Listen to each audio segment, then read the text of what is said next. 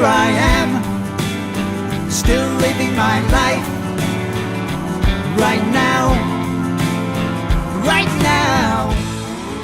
That's Graham Nash from his latest album, Now. And as you can hear, at age 82, he sounds as vital as ever.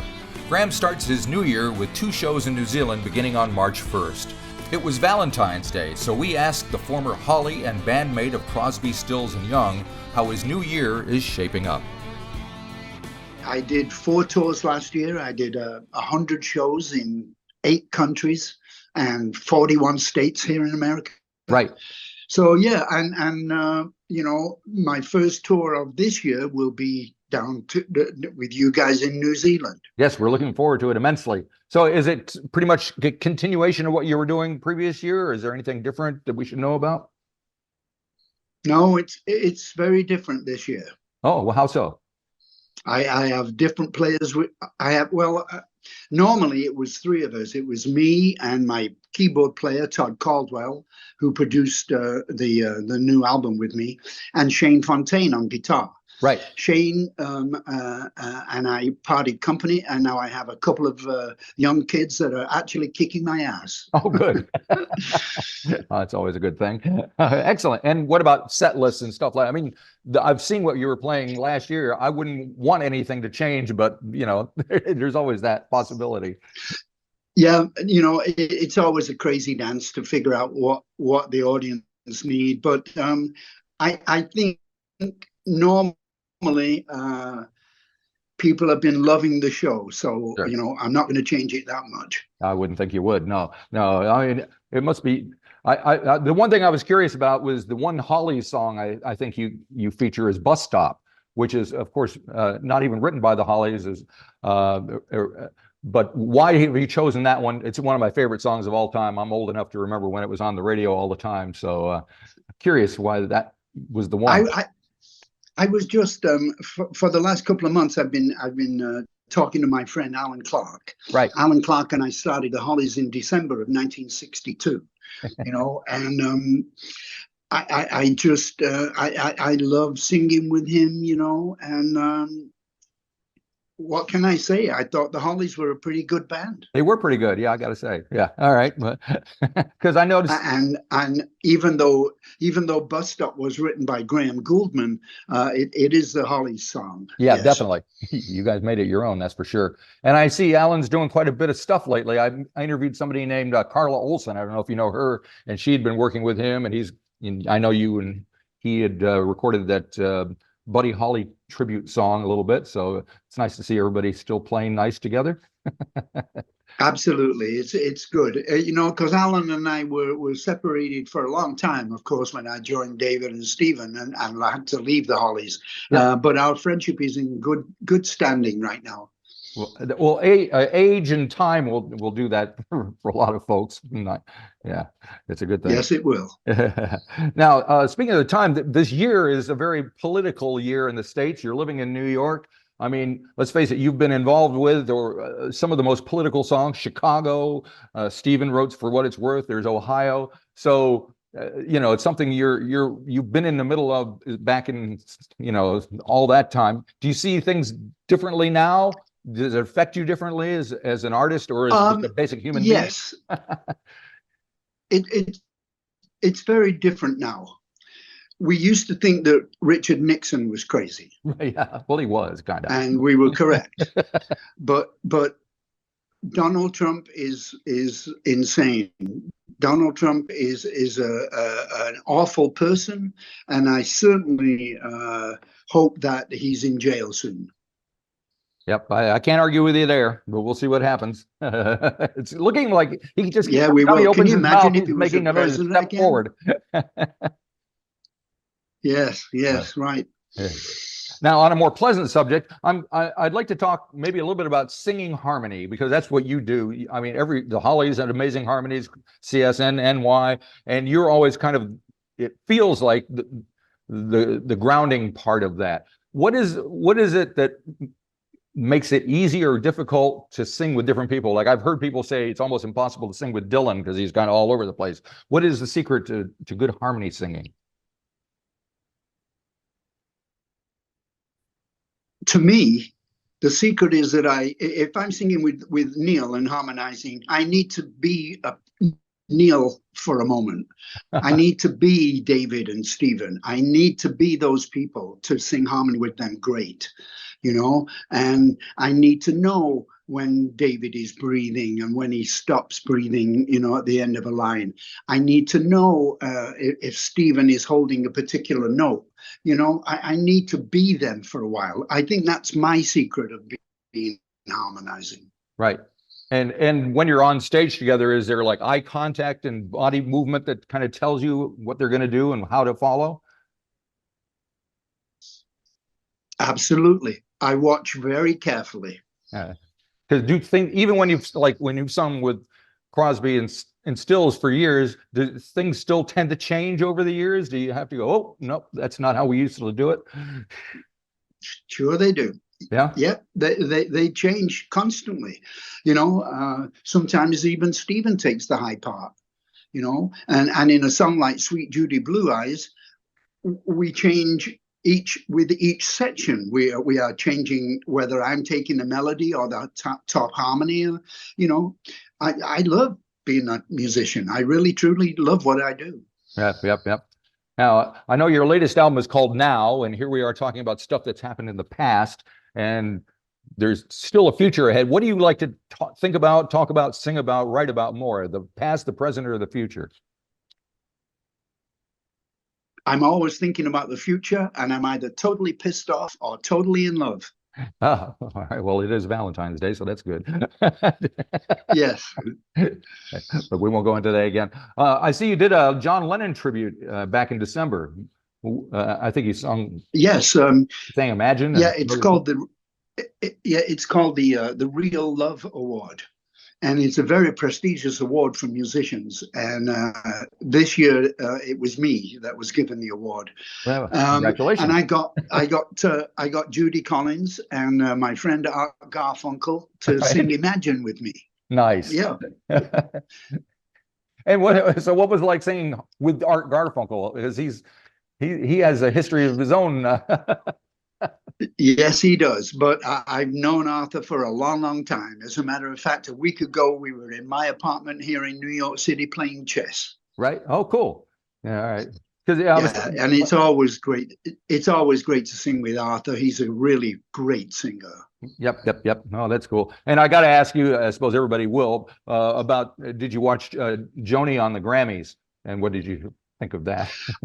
I did not. I have a lot to occupy my mind right now. Right. I know that she did well. I know that she did Both Sides Now, and I will watch it in the next couple of days, but I have not seen it yet. Right. Do you kind of stay in touch, or? Always. Oh, good. Well, that's nice. I send her flowers on her birthday every single year since we were together. Well, that's beautiful. All righty. So with this past, present, and future thing going on, what do you want to still accomplish? You're 81 years old now. You seem to have done everything. 82. 82. Sorry, don't want to knock one off. That's okay. Yeah, it was my 82nd birthday about 2 weeks ago on the Groundhog Day, February 2nd. On February 2nd. Yeah, so, there you go. Really. One thing I would really like to do is sing Yesterday with McCartney, with just him on his acoustic guitar and now two voices. Right. I'd really like to hear that, because I've done that a lot. Singing, not physically singing with Paul, but certainly playing his records and singing with him. Yes. Right. And how would you approach it if you had to sing with him? What kind of conversation would you have with him before you started the actual singing? You're going to take this bit. You're going to take that bit. I would just tell Paul to sing it the way he wants to sing it. I'll be right there with him every note of the way. All right. I guess that's the key, because and I don't mean this in a derogatory way, but you're kind of like the support guy for a lot of it. Like in the Hollies, it was Alan was the lead singer, you were the guy, and let's face it, in Crosby, Stills, Nash, no lack of personalities and egos there either. So, are you happy with that perception of yourself? Right. Yes, very much so. I am looking back at my life, and I realize that I may have written a couple of songs that will live far longer than me. Yeah, yeah. I mean, I've got quite a few of your records, like, and this is a beauty, of course. But I think it's still managed to be somewhat underrated because of all the other stuff that was going on around at that time. Do you feel the same way? Yep. Um, I think I've gotten a lot of email about songs for beginners, and a lot of people think it's their favorite album that they ever bought, Right. and that's fine with me because I actually thought it was a pretty nice album. Yeah. I mean, I could probably sing along to every one of these songs on here, so that's saying something. You don't want to hear that. Go right ahead, Marty.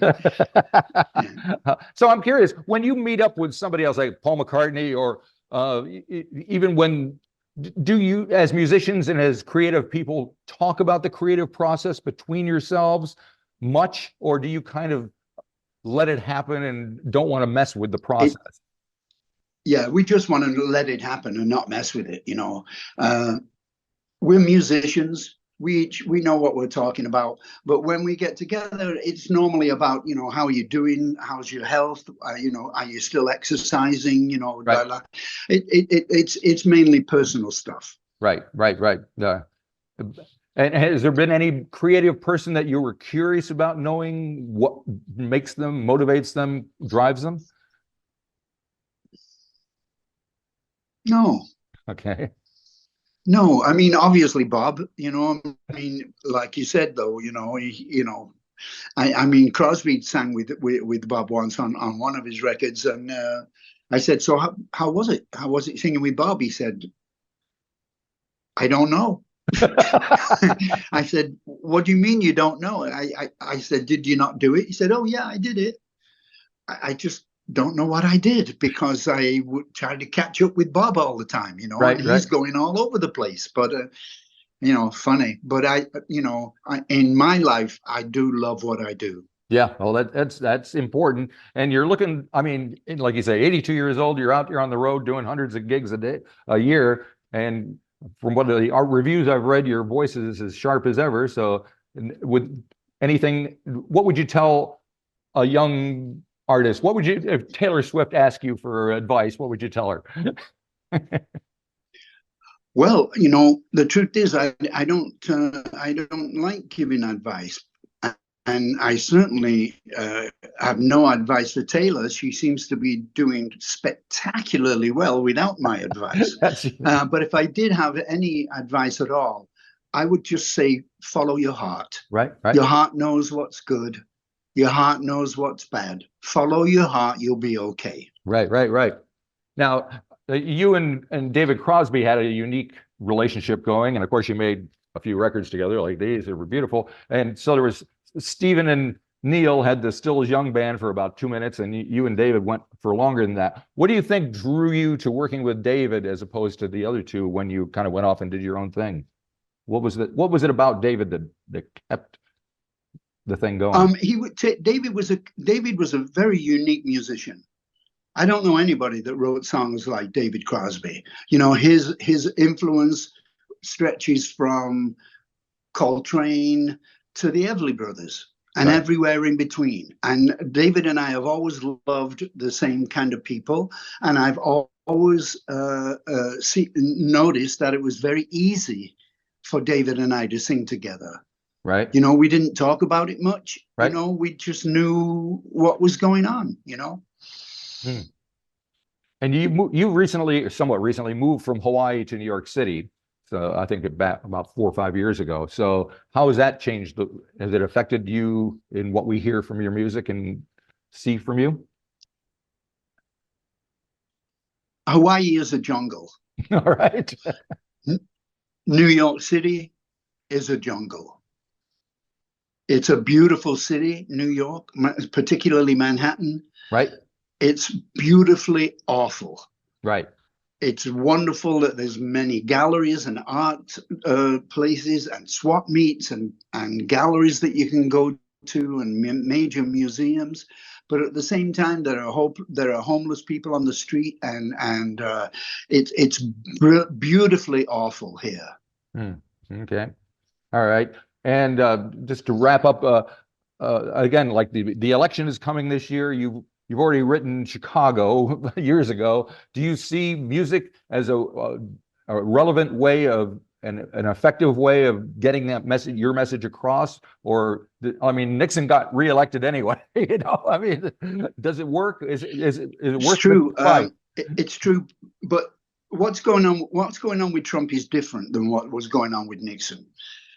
Trump is after absolute, undeniable power. He wants to be the biggest dictator in the world. He wants to out Putin. He wants to out Xi in China. Xi, you know, Xi, however you pronounce his name. Yep.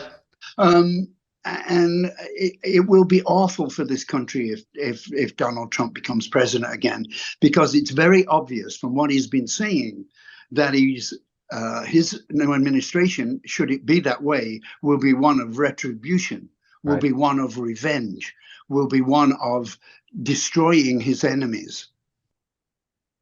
So do you think you will be inspired or motivated to write more music about that as the year progresses? I'm sure I will, because I have to say something. All right. Well, very good. Well, we can't wait to hear you sing. Thank you, Marty. In New Zealand. We'll see you in a couple of weeks, not far away. Have a great Valentine's Day. You got it. See you later. Thank you very much, Marty. Bye-bye. Bye-bye.